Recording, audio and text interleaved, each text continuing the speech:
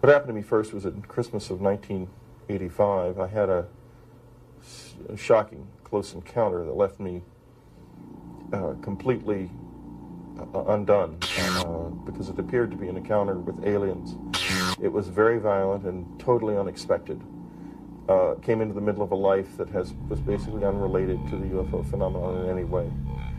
And I spent months trying to understand what had happened to me from a medical standpoint, and eventually concluded that it was unexplained. I was very frightened by it and began to go out into the woods in the middle of the night to confront those fears. And the result of this was that the visitors returned to my life, and that began what has turned out to be a 10-year relationship with them. During that period of time, so much has happened outside of my experience. Along the lines of first the crop circles began to come, then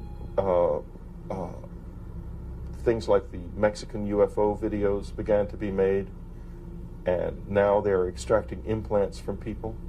There's so much physical evidence of something strange going on that in 1986 I thought I had a medical problem. By 1989 I was fairly sure it was some kind of hallucinatory thing. Now, in 1996, if this isn't dead on real, I'll eat my hat. Only I have one question left. Who's doing this? Aliens or people? I don't know the answer yet.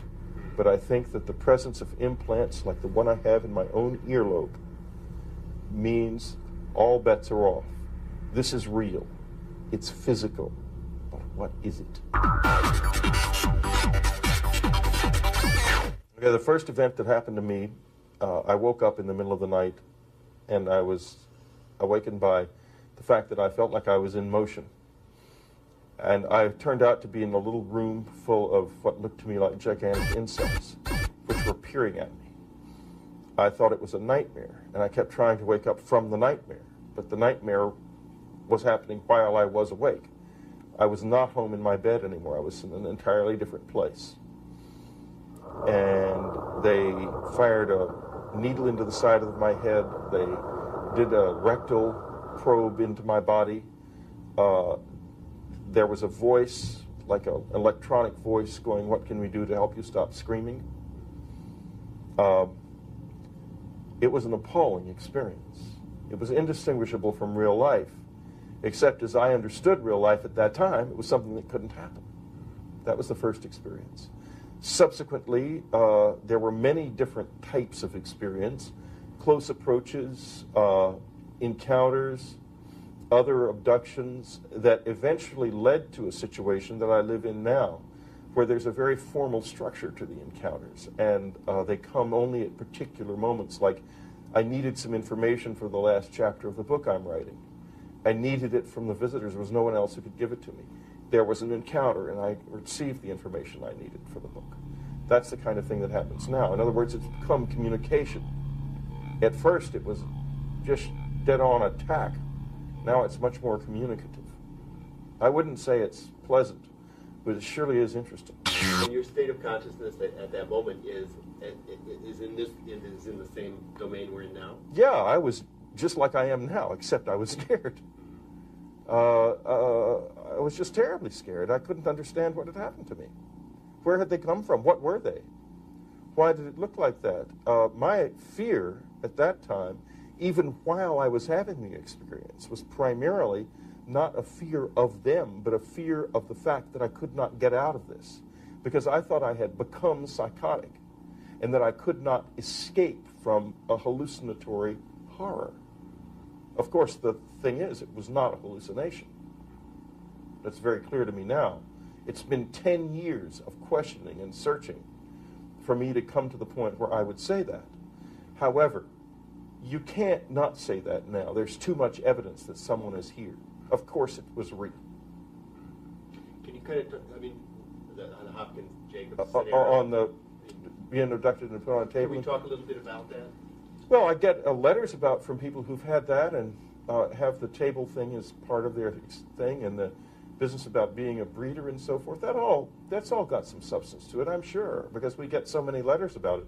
It's not the whole experience. It's a very complex experience. There's lots of different things happening to people besides that. But I think it's very valid to say that's probably part of it, yeah. Can you kind of extrapolate on that? I mean, about the variety of experiences that are being reported? Yeah, experiences range all over the lot. There are a lot of people who go different places in space-time or different places in time. There are people who encounter their own dead friends and relatives in the company of the visitors. There are encounters that appear to be related somehow to the psychology of the individual involved. There are sexual encounters that seem to have something to do not with breeding, but with some other kind of some other sexually related thing. There are straightforward breeder experiences where there are people who are having their sexual material affected in some way. I would agree with Hopkins and Jacobs about that. I think it's true. I mean, when I first started hearing about that, it hadn't happened to me, and I was very reticent about it because it seemed quite terrible.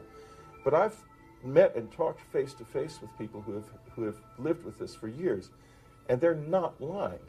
They're flat out not lying. We may not understand what that's really about, but it's very clear that what it looks like is that some kind of hybrids or something are being created by these people. That's what it looks like.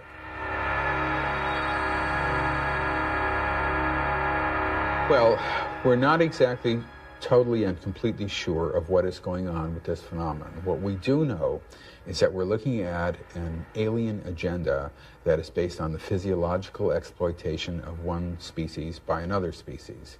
In other words, people feel that sperm is being taken from them, eggs are being taken from them, babies are being implanted in them and then removed. All of this is for an agenda that is being kept essentially hidden from us. I look at this phenomenon with a certain amount of alarm. Other people feel that it's more benign than I might feel. But whatever it is being kept from us.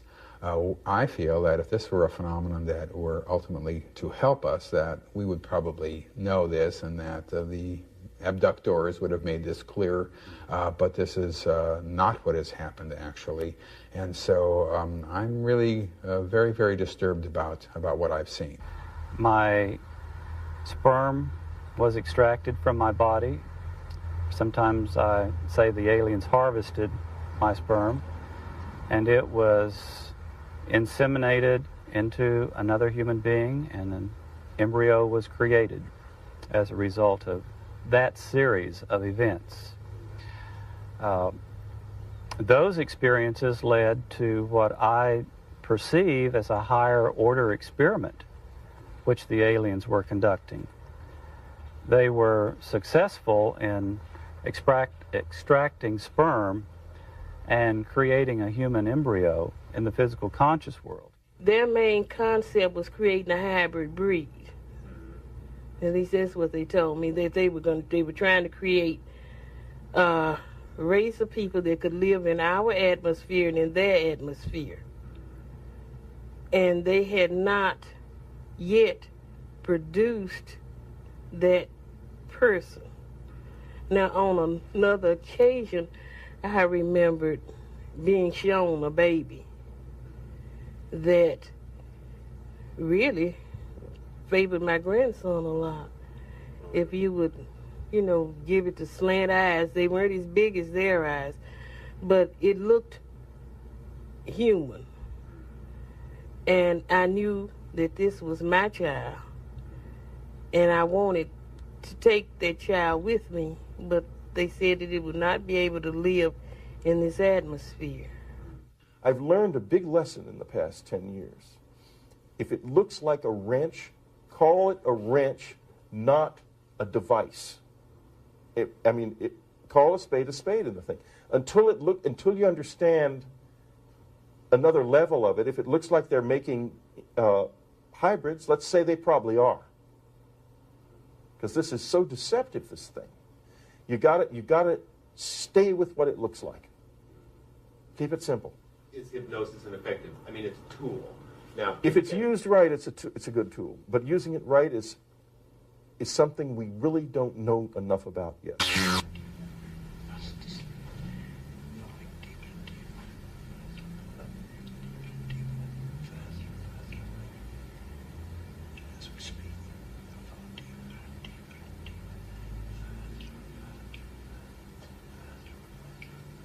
And can you tell us, Richard, something very quickly about the appearance of the area that you're going into?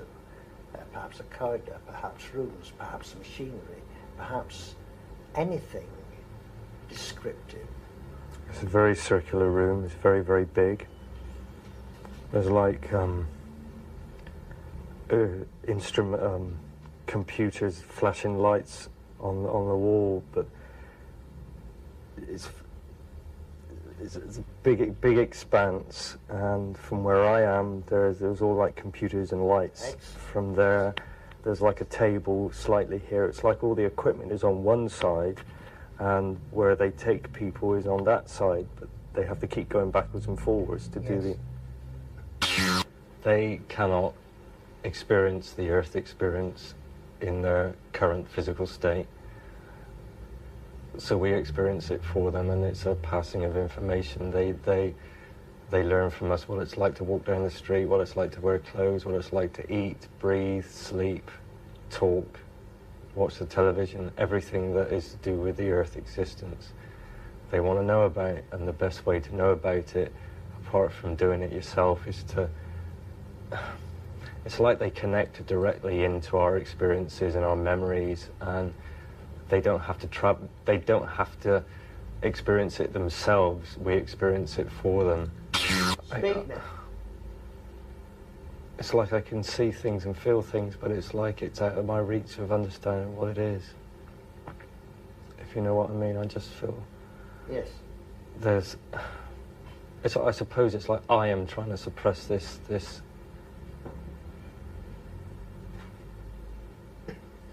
I can't. I can see it, but I can't formulate it in my head. I can't express it for you. I can't. Does it disturb you? Yes. It disturbs you. We'll leave it.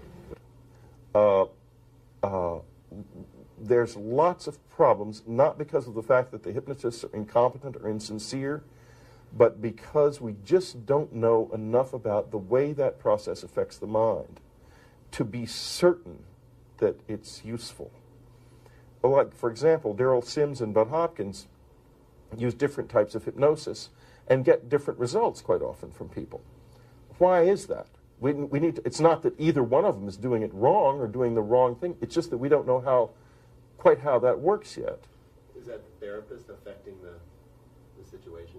I mean, the therapist. Oh, I think there's far less of that than people assume. So people. How do you describe the fact that they're all working in the same domain, but looking at different, drawing out different aspects? Is that, and you're saying that that's not the effect of the therapist affecting the... We don't know why it's like that. It may be the hypnosis technique. It may be some kind of interaction with the therapist. I'm just not sure. But the thing is, hypnosis is really rather irrelevant to me. It's all of the things that are attempting to find motives and observational details and so forth are unimportant. What's really important, and the reason I've changed my position so much over these past few years, implants are being physically taken out of people. Then, therefore, this is real. I mean, I'm just going to stand on that. It is real. I don't know whether the implants were put in by aliens or not, but I do know they're there. And to me, until we figure out what that's about and who put them there and why, we don't know anything about this experience. All we really know about this experience is the implants are real. Is that the basis of you saying there is physical proof? Yeah, absolutely. I mean, you take a person who has remembered alien experiences under hypnosis, remembers an implant being put in their leg, they're x-rayed, the implant is seen, and then it's removed by a doctor, and that has happened. You can't tell me that's not real. It is real. The only question is, was the hypnosis accurate in the sense of who put it there? Certainly the lady remembered where it was under hypnosis. The x-ray confirmed its existence. But who did she remember under hypnosis who really put it there or not? We don't know, because we don't know the effect of the implants, and we don't know whether or not if you got past all of the interference, you wouldn't find soldiers putting it into her. Or it might be there really are aliens out there doing it. We just can't be sure of anything right now. This is a time not for answers, but for questions. I've seen too much from the secret government to jump to the conclusion that any of it is being done by aliens. We have to be sure first that it's not being done by human beings. I include in that, by the way, the UFOs that are appearing in the skies and being videoed, the whole phenomenon.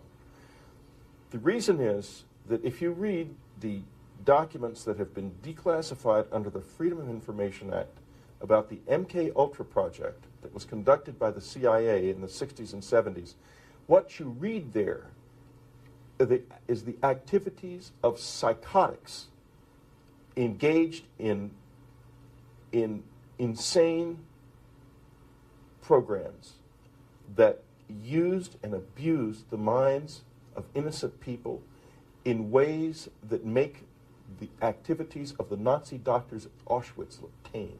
And this was done by Americans in the continental United States under a cloak of secrecy. It is among the most evil things that human beings have ever done to other human beings. It was done by the United States government's Central Intelligence Agency. That is a real, true fact. MK Ultra was a real program. They induced people to become psychotic using LSD. It's in black and white. It's in court records. It's real. People who did something like that are capable of anything. The fact that those people remain concealed behind a barrier of secrecy from public scrutiny means that objects appearing in the human body in this country, implants that seem to have something to do with mind control, we have to investigate first the secret government. Second, we look for aliens. We've got a monster on our hands behind the cloak of secrecy. We got to get rid of it. Our country has cancer. Our country's freedom is dying of the cancer. The cancer is called CIA, NSA, NRO, DIA. Those are the acronyms of the death of freedom. Yeah, the National Security Act. Yes. And what was it that kind of turned you around into looking at terrestrial origins of these encounters? Because I remember when this implant was put in my ear, and I saw the people who did it, and they were people, not aliens. Can we talk a little bit about the nature of the experience? I mean, sort of the structure of it. You refer to their hyper consciousness in a sense. Can we talk in that domain, the domain of consciousness? How it affects you, how their consciousness affects you? What's the nature of that experience? Okay, the other level of this is there is certainly a level of consciousness in this thing that is beyond the human. Whether that I'm talking about aliens or not, I don't know. I'm talking about something greater than mankind. And you tap into that consciousness every once in a while.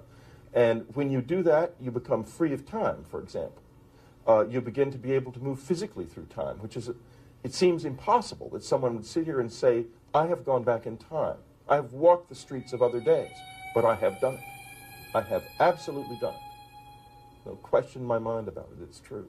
And I know a lot of other people who have too. When this other level of consciousness comes into play, things change. I look at it this way. There's a dark, demonic, evil level of this thing. And there's also something very sublime connected with it. I want the sublime part, and I want the evil part away from me. But then that's all part of the experience, so how can you say that? I mean, you have to kind of accept both extremes, don't you? To get to the I don't central think issues. so. I don't think a good person has any reason to expect evil in their lives. Mm. But that's part of the experience. But okay, so then that's our own fear of being projected through the experience? I wouldn't say into so. The experience? I've seen evil. I've seen evil things done. Mm. I think putting implants in people without telling them what it's about is evil. Mm. It may be, I don't believe that the ends justify the means. That's not the ethic by which I live. I don't do things that are evil in order to achieve a good end. If you can't achieve, if you achieve a good end by evil means, it's not a good end. So therefore, these things don't belong in us, but they're there. Can we talk a little bit about, let's talk about your book and the impact of your book. I mean, And also, this idea that it's real fiction in a way. I mean, because most people don't have access to what you're discussing. I mean, in Not their own now, but they experience. will, believe me. Yeah, but in their experience now they don't. So, what was the response to your book, and can you kind of talk in that? Well, first of all, it's not a book. You're looking at a life. This is a man's life being written down in words and spoken on radio and television and in lectures and so on and so forth. It's a bunch of books: Communion, Transformation, Majestic, and Breakthrough, and then in next February, The Secret School. That's what it is, a whole life. What's the reaction to it? Well, frankly, at first there was a lot of skepticism. But every day that passes, more and more people are waking up to the fact that I'm onto something, that we are all onto something. The whole community of people involved in this are. We don't know what we've got yet, but we've got something by the tail, and it's beginning to buck and kick. I'm not going to let go of it until I know what it is. Absolutely not. Would you consider your experience as one of contact or abduction, or a mixture of both? Or can you make that Oh, there's distinction? only been one or two real outright abductions where I have literally waked up in the presence of apparent aliens. Once or twice. Maybe 3 times. Mostly they've been much more in the nature of contact experiences. And some of them, I would say, have the quality of reality about them. I would be surprised if it wasn't alien contact. But as I say, until I know for sure what the government's been doing, I can't say that for certain. I've got to get that sort of static cleared out of the system first to be sure that it's not an illusion induced by some kind of psychotic government agents bent on creating a new religion or something. I mean, goodness knows what kind of lunatic nonsense they could come up with. But I will tell you this, that you want to find psychosis in our country, people in need of therapy. Go to the secret government and you will find people who desperately need to be on the psychiatrist's couch.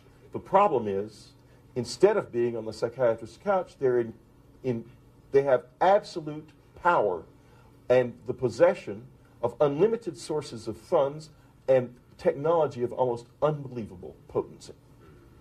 We've put psychotics in control of the most powerful weapons in the world.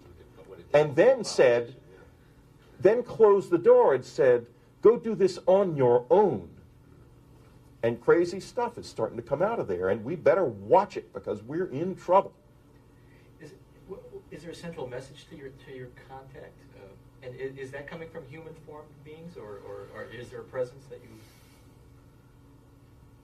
The central message of my life is that the human soul can come free and be free in this world. There is no reason in the world why we cannot understand who we truly are, why we are here, where we are going, while there is no reason why the average individual cannot be fully empowered to meet the cosmos on his own terms. We are incredibly powerful beings. The whole system that we live in drills into us that we're powerless, that we're weak, that our society is evil, that it's crime-ridden, etc., and so forth. It's all a big, fat lie. We are powerful, beautiful, extraordinary.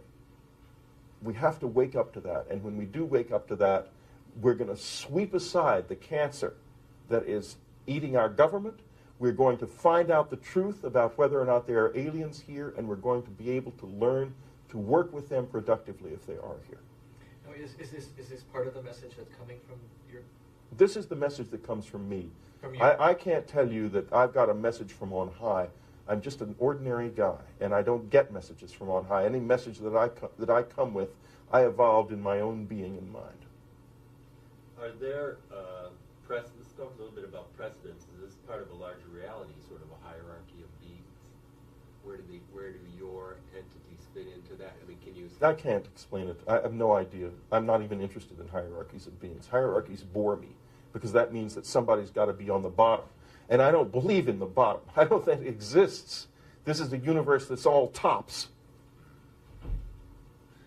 Where do these entities fit in that you're working with? I don't know. I know where I fit in. Where we fit in, that's what matters to me. In your book, you talk about that this is occurring in the domain of the mind, in this is a mental phenomenon in a sense, and you make the connection into their reality, into their sort of hyper consciousness through the. Yeah, but when I wrote that, I didn't know about the implants. I didn't. This is a recent discovery, as far as I'm concerned, and I'm certain that mind control is involved, and I'll tell you why. In 1989, I had MRI scans done of 10 people who reported implants, including myself. The doctor and I read these reports. We looked at the MRI scans, and we concluded there were no implants in these people. About 2 weeks ago, I realized, after Dr. Roger Lear began taking implants out of people, that there was something wrong. So I opened up the archive and went back to the reports. And 2 of them have plain as day descriptions of classic implants in the heads of these people. Why didn't we know it? Why didn't we see that? I mean, anyone could see it. It doesn't even take a radiologist to see the things. They're described to a T, and you can see them in the MRI scans clearly. Also in 1989, a woman, Ruth Dagonet, had an implant removed from her body after her death, from her ear, from her left ear, the same place this one is. That was not studied by a single soul until 1995. Why not? Why didn't they take it directly from her body into a lab and study it?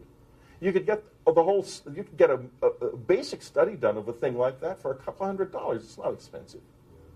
Somehow, nobody did it in 1989, even though there were at least 3 confirmed implants in existence then. Now, I don't think that there's any explanation for that except mind control. My mind was, in my opinion, affected in some way. And I'm here to say that we have lost 6 valuable years because we could have known about the implant 6 years ago and we didn't. Have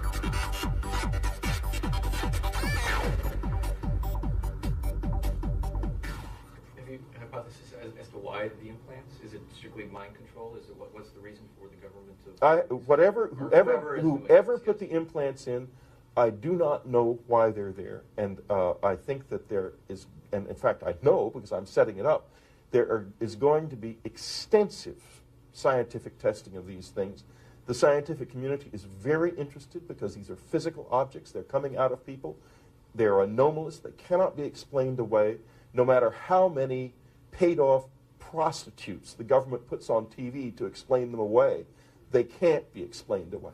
There's no way to explain them. They're there. Is the nature of the experience a mystical experience, or is that just how we perceive it? I don't know the answer. I don't know whether it is a mystical experience or simply that's the way we perceive it.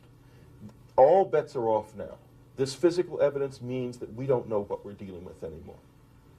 We have to start anew in that respect. And where we start is understanding the implants and what their function is and what they do. And it's not impossible. It's not technology so far beyond us that we can't possibly understand it.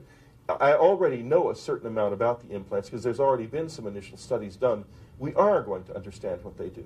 We're going to be able to detect the signals that they generate and that they pick up if they do. There's no question about it. We will be able to do this. Within 5 years, we will know the answer of the implants. And once we know the answer to what the implants do, we will also begin to be able to understand what the true meaning of the perceptions we've had are. Could you summarize a breakthrough and possibly the new book you're working on? Or is... Well, sure. Breakthrough is a book about getting past fear. I'm interested in empowerment, self-empowerment, and the empowerment of other people. I will not simply sit and passively tell horror stories. I'm going to go after that fear and find a way to conquer it. I don't care whether the aliens, if they are aliens, are good, bad, or ugly. I don't care. What I care about is being able to face this in a coherent, rational, and effective manner, and you can't do that if you're scared. Breakthrough is about getting past the fear. And not by dismissing the danger, but by learning to live with it in an effective way, in a useful way, and in a reasonably cautious way. The Secret School is an attempt to go into my childhood experiences insofar as I understand them now. Everybody practically in this experience has childhood memories. It's not something that starts when you're an adult. We need to be able to access our childhood memories. I'm hoping that the Secret School is preparation for contact in that sense. I think at at the bottom of this, what we're going to find is that there are real aliens here, some of them with an agenda that we don't want anything to do with, some of them who can be very useful for us to know and very productive for us to know. I think there is a human element here which has radically misused technology that they picked up from or developed out of ideas from observing alien technology, and that is interfering in this as well, and that it is a very complicated pea soup of horrors and wonders, and we need to strain that soup so that we've got just the wonders left and get rid of the horrors. Who should read this new book? Who should read it? Yes. Anybody who's interested in the contact experience. They should read my books, all of them. In fact, there's lots of books they should read, but one thing about my books that you can be guaranteed of, at least the guy who wrote them thinks they're true. Yeah, you're the first one to really articulate the experience, weren't you? Yeah. So you're beginning to even look at a lot of the images of these craft that are flying around as of terrestrial origin? I'm not trying to look, I'm just saying that I am not interested in drawing conclusions until I have facts. What the fact I have now is there are implants in people's bodies. End of story. I have videos of UFOs. I have videos of another unknown phenomenon in the sky that we just never noticed before that seems related in some way. Others are flashing past much closer. Those are much closer. That one. It looks like living creatures. We just don't know what this is. You'll see this slowed down and so forth, so you can look at it in detail in just a few minutes.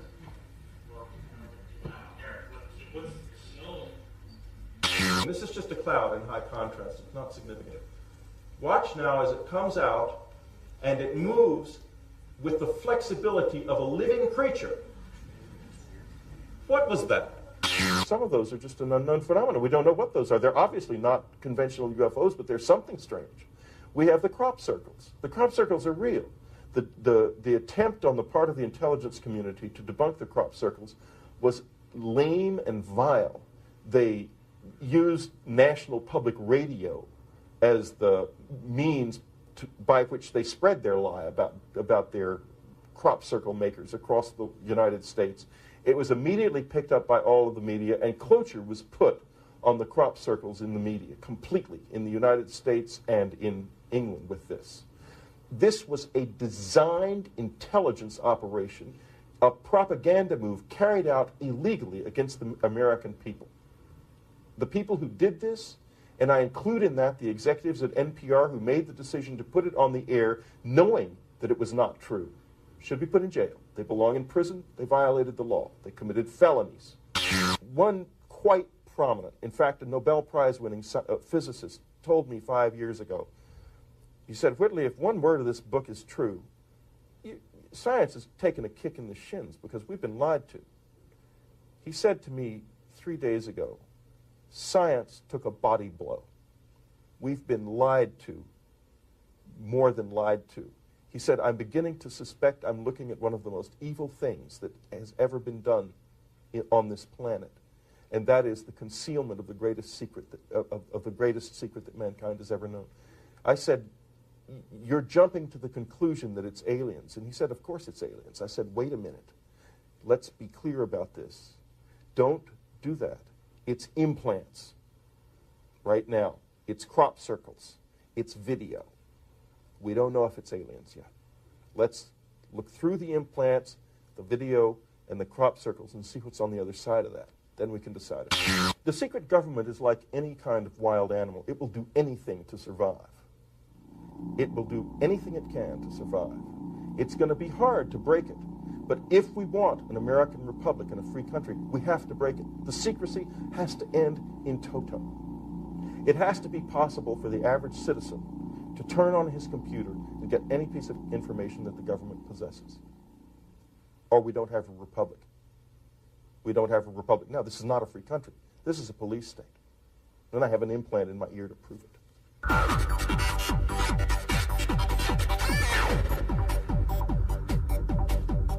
I only know this, that what I intend to do with this is everything I possibly can to make it useful. I'm absolutely not going to sit back passively. That's the one thing that's true.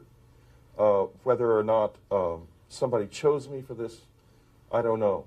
But if somebody chose me, if they chose me to go out there and terrorize the American people or keep them passive in some way, they picked the wrong guy. Because I'm going to go out there, I'm about freedom and empowerment. And I believe totally from the depths of my soul that the average individual, the average person walking the street is an extraordinary, amazing being. And I want to see those beings wake up to their power. I am human. I can tell you a lot about human being and my being. But I'm not going to try to tell you about something else like that, especially with as little information as I actually have.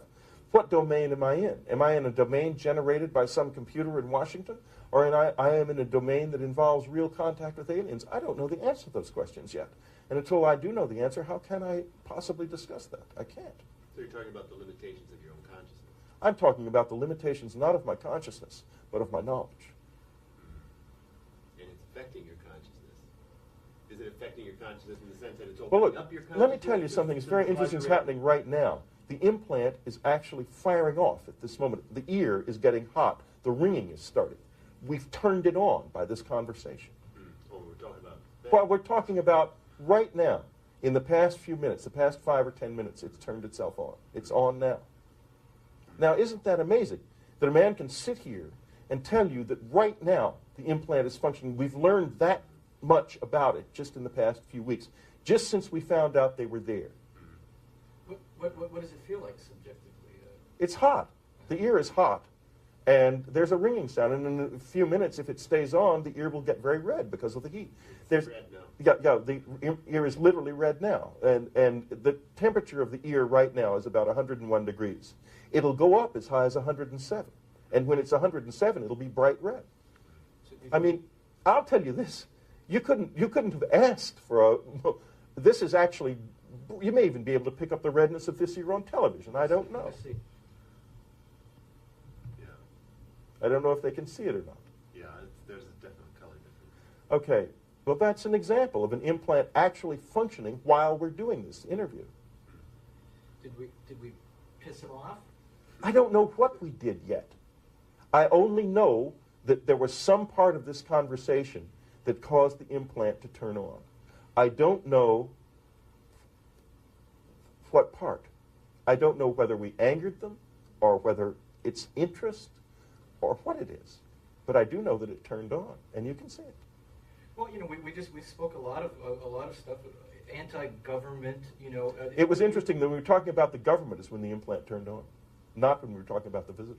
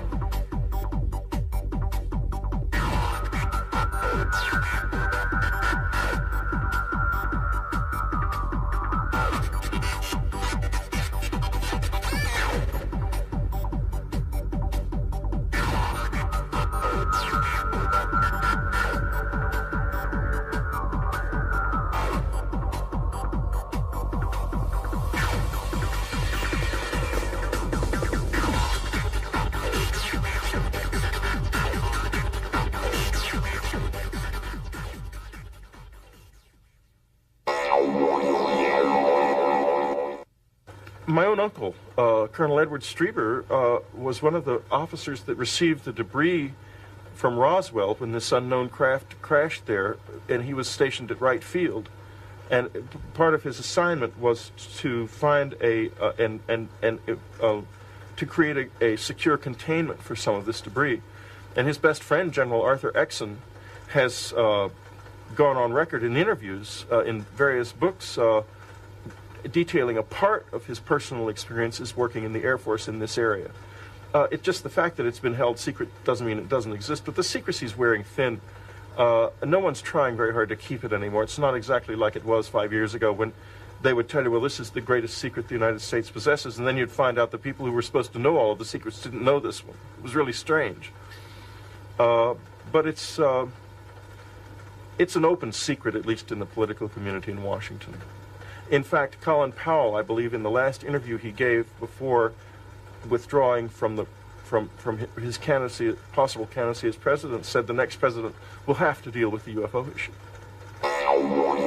All of our friends in New York and Washington, we had friends in the political field, we had friends, because some of my books previously had been very political and very involved in the Democratic Party politics and so forth. That ended. We ended up with 2 couples who stayed our friends in New York, and everyone disappeared in Washington. But then over the next few years, they came creeping back to ask questions about the visitor experience and the aliens and stuff. They were fascinated. So most of the old Washington friendships have started up again, I'm glad to say. The Pope has said if there indeed turn out to be people from other worlds here, we should recognize their validity as creatures of God. And I think that's the position of the Church. I call the work I'm doing now, I say that it's about mankind entering the cosmos. And I think we're certainly just as good as any kind of beings and creatures I've ever seen. So my opinion is we belong out there with everybody else, if indeed everybody else is out there. I have no idea whether the universe is teeming with life or not. We have a sample of one planet to work from. It's not much. I think that the Hubble Space Telescope is beginning to suggest there are quite a number of stars with planets. And if that's the case, then inevitably there would be a lot of life in the universe, yes. But bear this in mind. The window that the Earth revolves in is only about 100,000 miles deep. And if it wasn't for the existence of this moon running around the planet, life would not have evolved. We'd have 300-mile-an-hour winds on Earth because of the velocity of rotation. So this little machine that has created all of this life here is actually an incredibly rare formation between a planet and a planetoid that just happened to be just the right distance from a star to where it's neither too cold nor too hot. So, given that, while I might say the universe would be teeming with life, it's not going to be overflowing with it. The thing is, there are so many stars that even given the fact that that rare structure would be so unlikely to form elsewhere, there might still be 200,000 or 300,000 other planets with conscious life on them.